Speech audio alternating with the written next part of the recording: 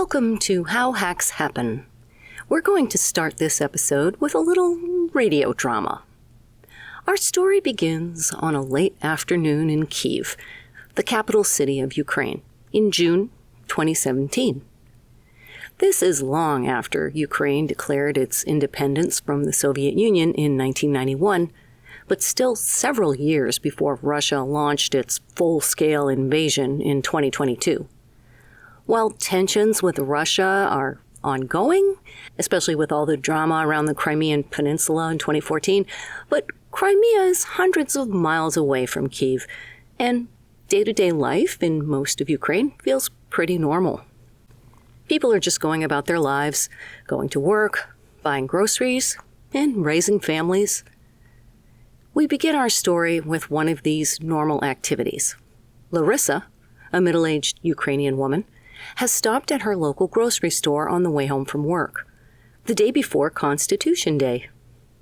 Constitution Day in Ukraine celebrates the day that the Constitution of Ukraine was approved by Ukraine's parliament on June 28, 1996. It's a federal holiday, kind of like Independence Day in the United States. But while Americans tend to party a lot on July 4th and hold barbecues and drink too much and wave around flags and blow off fireworks and stuff, in Ukraine, Constitution Day is a quieter affair. More like the way we celebrate something like President's Day, a parade or two, maybe a concert, but that's about it. Larissa is in a good mood. Hi, Larissa. She has the day off work tomorrow, which is always nice. She just needs a few things from the grocery store. Then she can get home and relax. Just these items, ma'am? Mm-hmm. Any plans for the holiday? Just a picnic with my husband. Nothing fancy. That sounds nice. How about you? I hope you're not working. No, the store will be closed. I'm going to visit my brother in Vinnytsia. That's strange. Just one moment. Manager to register 2. Manager to register 2. Oh, what's happening? I'm sorry, ma'am. There's something wrong with my register. It's not just me. It's all of them, I think. I can handle the transaction manually, though. Ma'am, do you have cash? A little. Here, I'll just get the cheese and the crackers. I apologize for the inconvenience, ma'am. Everything's just, I don't know, it just stopped. Right. Okay, thank you.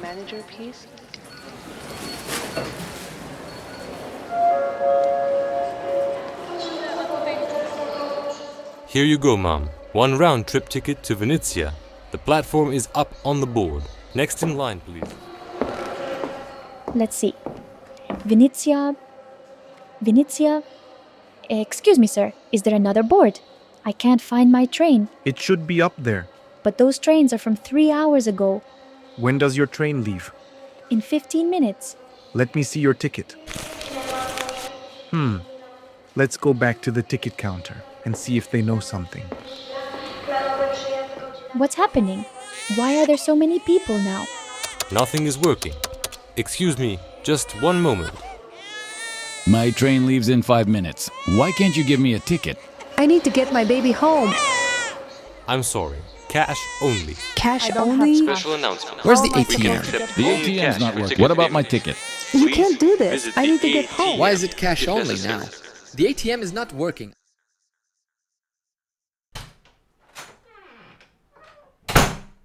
Привіт, Любей. Things are crazy out there. You saw it too? I couldn't get any money out of the ATM and the bank is closed. There were people inside, but they wouldn't open the door. That is strange. I had to use cash at the grocery, and their ATM is broken too. Let's see if there's anything on the news. Breaking news. A massive ransomware attack is affecting computers across Ukraine. Banks, supermarkets, postal services, and even media outlets have reported system failures throughout the day. Computers have been locked and replaced with a message demanding payment in Bitcoin. The central government building in Kyiv has shut down their computers as a precaution. We will continue to bring you updates as this situation develops.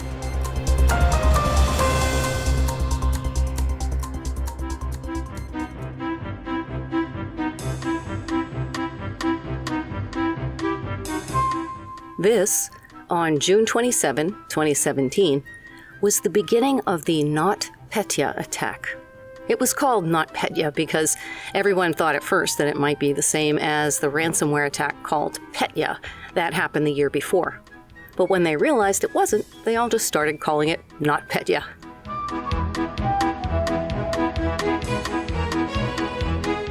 Now that was a hack. In this episode of How Hacks Happen, we'll be looking at what makes a hack and why I believe hacks ain't what they used to be.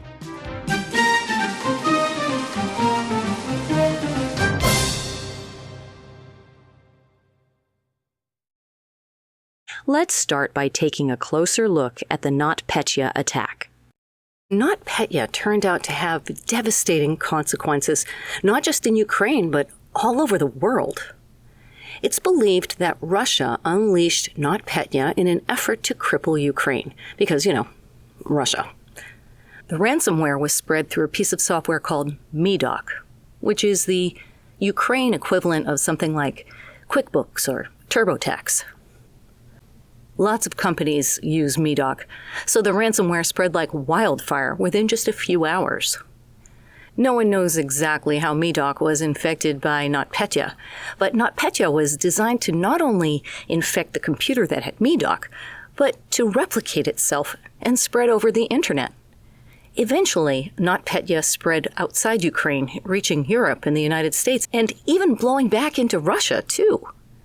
And the kicker was, even though the ransomware asked for a payment of a few $100s to decrypt the system, the end goal didn't seem to be money, as in paying the ransom might not even release the files. The goal was to cause chaos in Ukraine. Even so, NotPetya caused huge amounts of chaos all around the world.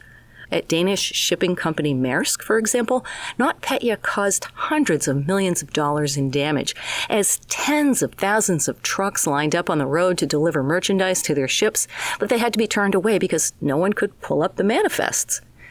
Perishable goods perished and medications didn't get delivered because all of Maersk's computers were infected. All except one. They were able to recover because they had a single unaffected system in Ghana that they could use to reboot their entire network. There just happened to be a power outage in Ghana right when NotPetya was hitting all the other computers. Very lucky for them. But man, it took a while and cost millions of dollars. What a mess.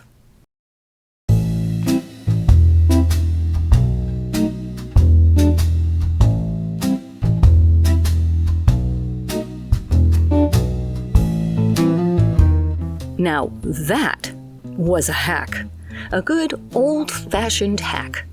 Someone with advanced knowledge and talent and skill wrote that little NotPetya worm and implanted it into a Medoc update in a way that it wouldn't be detected. And that took some serious hacker chops. There was a time when the word hack struck awe into the hearts of not just cybersecurity people, but anyone who admires technological feats. When hackers were seen as clever rebels, slipping past digital defenses like cat burglars through laser grids. They weren't going after your grandma's Facebook password. No siree. They were taking down airlines, stealing millions of sensitive records or billions of dollars, and causing ripple effects across global economies. And while out one side our mouths, we were railing against them. Those evil hackers. Out the other side of our mouth, we're going, dang, that was pretty clever.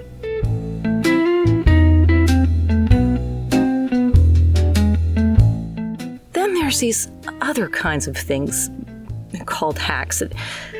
They disgrace the word hack. They give me secondhand embarrassment to call them hacks. Like, one example is the hack of the Ashley Madison website, that website for people looking to have an affair. The records of millions of users were stolen in 2015, and the hackers threatened to release the records if Ashley Madison didn't shut down their website within 30 days. That one was most likely an inside job where a disgruntled ex-contractor or ex-employee just logged in with their credentials and took stuff, then wrote a little threat on Pastebin. something that pretty much anybody with basic computer skills could do.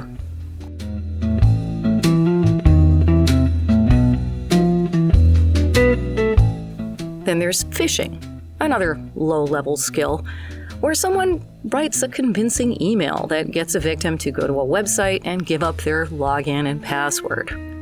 The hacker uses these credentials to log in and grab things like a list of passwords, or they hack into your email or cloud storage with your stolen password and hang out for a while until they find something they can use to scam you.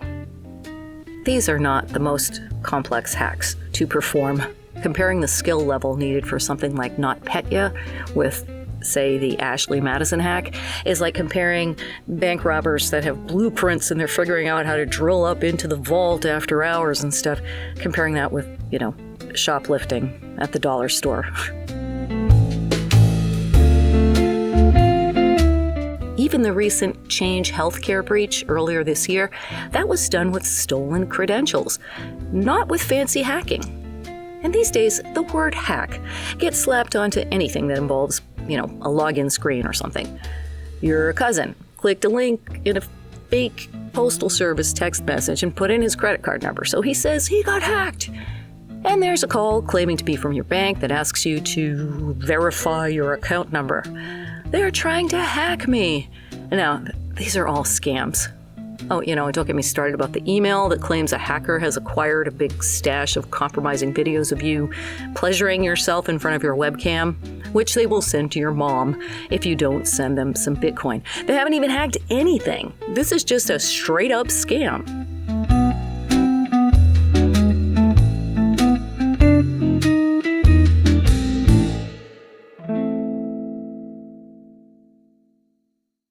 Add to this the emergence of AI voices and texts and bots, and we have a huge swell in the depth and breadth and variety of scams. Many of them very convincing, and there's new ones every day. We can't keep up. We've come a long, long way from emails from a Nigerian prince and those crappy-sounding robocalls from the fake IRS. Those kinds of scams seem almost quaint and cute now. And with this evidence in hand, I present you with my personal, unofficial, not necessarily backed by extensive research, but I'm pretty sure it's true, theory that the age of the great hack has given way to the age of many scams.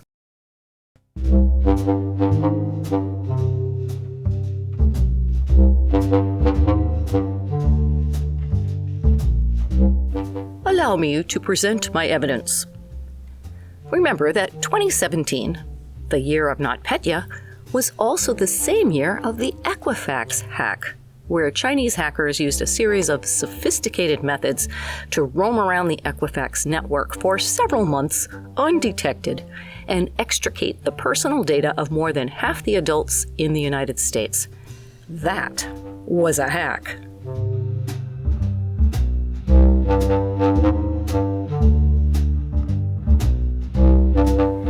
But these days, these types of intense attacks seem to be fewer and further between.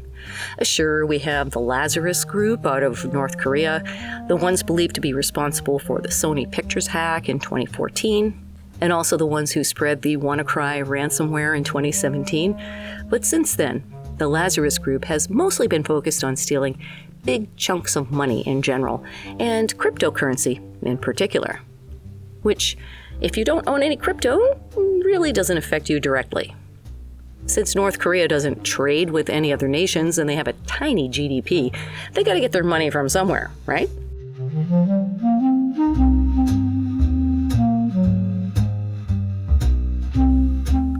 I would argue that 2017 was the last year of the great hacks.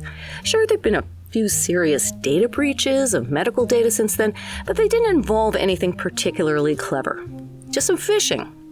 For medical data, the year 2021 saw more data breaches reported than any other year since records first started being published by the Department of Health and Human Services. Having stolen all our social security numbers, bank account numbers, credit card numbers, and tax information, hackers have moved on to medical data as the next frontier. Oh, and also stealing our DNA information after the breach of 23andMe in 2023.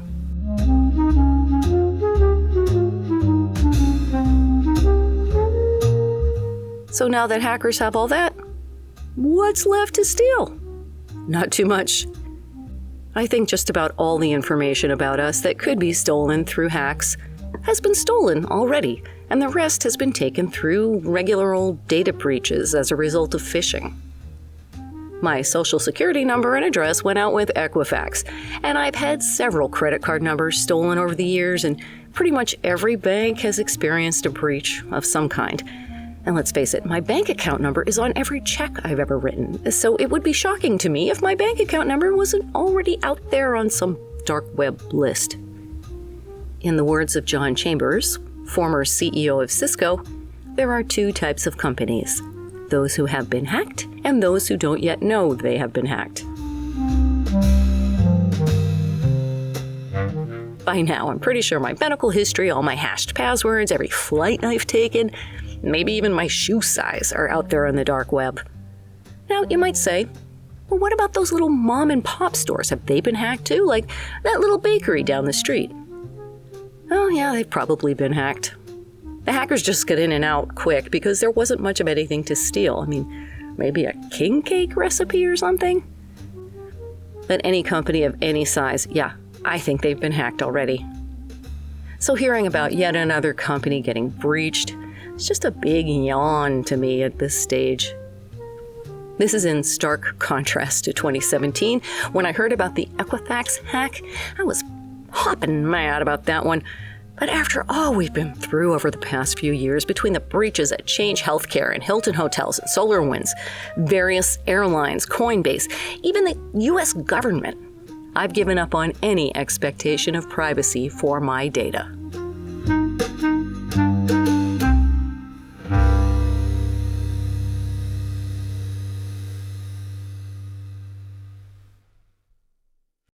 This theory I have that 2017 was the end of the age of the great hack is also supported by the fact that hacking, and by hacking I mean real hacking, is really hard. Like, it takes years of devotion to the craft. But scams and data breaches through phishing, these are relatively easy and require only the most basic knowledge of technology. Now that all our data's been stolen, it makes sense that we would move on to the age of the scam, because all the data required to do scams is there, and scams are easier. So why not?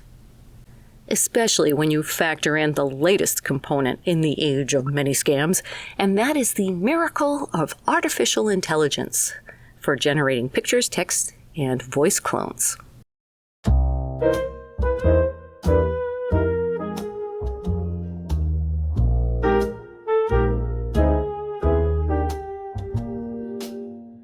AI is a hot topic nowadays, and it has some great uses, like when it does the grunt work of searching a massive database of medical symptoms to recognize patterns for diagnosing diseases, or working out the most efficient maintenance schedule for an airport or a processing plant.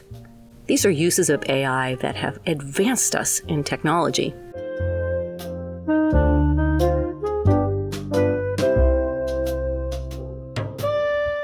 But for everyday use, one of the most common uses is for generating text and images. AI is used to check grammar and suggest better wording for emails. At the same time, it can be used to generate images that look a lot like photos, and voice recordings that sound like the real thing, and even realistic-looking animations of a person talking. And while there can be many legitimate uses for these kinds of things, the fact of the matter is that scammers have taken to using AI any way they can to try to fool yous and me's to part with our monies.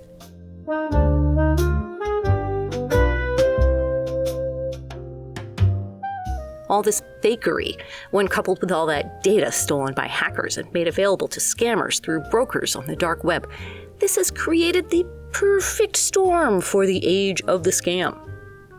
Want to convince grandma that her precious grandson is in a Guatemalan jail and she needs to send $5,000 in Apple gift cards to get him out? Just buy the grandson's name and Instagram handle off a data broker and grab 10 seconds of the grandson's voice off one of his videos to make a voice clone, and then make it yell, "Help me, Grandma, I've been arrested," into the phone.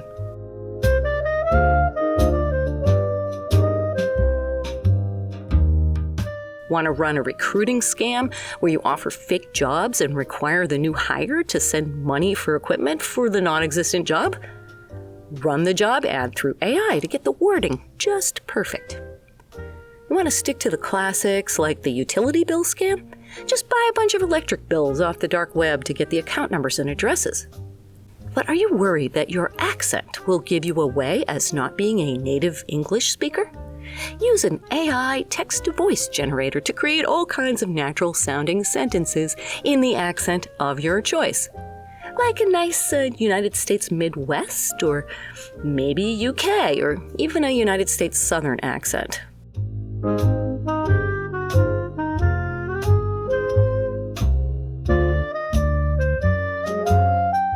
Are you trying to pull off a romance scam with you playing the part of Johnny Depp? Make a nice video of that cute Johnny boy professing his undying love for your victim. You can even make a clone of Johnny's voice from his many films and TV shows, and it will sound just like him. These types of videos still look a little wonky, and you can tell they're fakes if you look closely, but the tools are only getting better with time. There are even some AI services that convert voice accents on the fly. They're not very good right now, but they'll only get better. And that goes for video, too. I can see a future where you pull up any image and just start talking into your microphone, and poof, there's Jennifer Aniston talking in what sounds like her own voice about how she can't wait to marry you if you could just send $5,000 in gift cards so she can buy her dream wedding dress.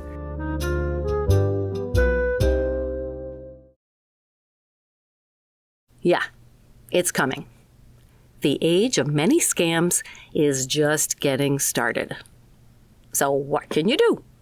In addition to the usual tips like freeze your credit, don't answer the phone if it's a number you don't recognize, don't send money to people you've never met, and never fall for demands to pay for things with gift cards, I think we have to change the way we think about trust. Remember stranger danger from when you were a kid? We need to apply the same rule in adulthood. If you get an unexpected phone call or email or text from someone you've never heard of, even if they say they're from a company or service that you use regularly, put up your stranger danger radar immediately and assume the worst. There's no harm in taking a moment to confirm through channels you trust, like by calling the number on the back of your credit card or looking up the company name and the word scam. And there is never anything so urgent that you have to take care of it right now, right away. You have to do it now. That just isn't a thing. I exercise this no-trust mindset regularly, even when I meet someone new socially. Oh, you say you're an aerospace engineer at NASA? Mm-hmm. I'll chit-chat with you for a while, but we won't really become friends until I look you up on LinkedIn and confirm that's you. You'd think that my not trusting anyone ever until I've checked them out would have impacted my social life negatively, but it hasn't. When we eventually become good friends, I'll come clean about my light internet stalking, and we'll have a good laugh. And I expect you to say the same thing about looking me up before trusting me.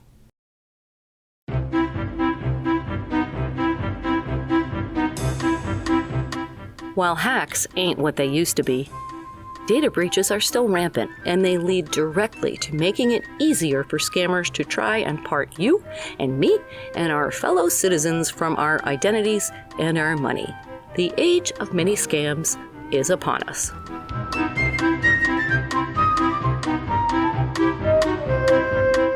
For more on safety in our interconnected age, be sure to subscribe or follow How Hacks Happen. If you like to watch videos on YouTube, I'd also like to recommend a YouTube channel called Reject Convenience, which does some amazing deep dives into a lot of the same topics I talk about here, including how scammers use your data. This is Michelle Bousquet from How Hacks Happen, signing off. Stay safe out there.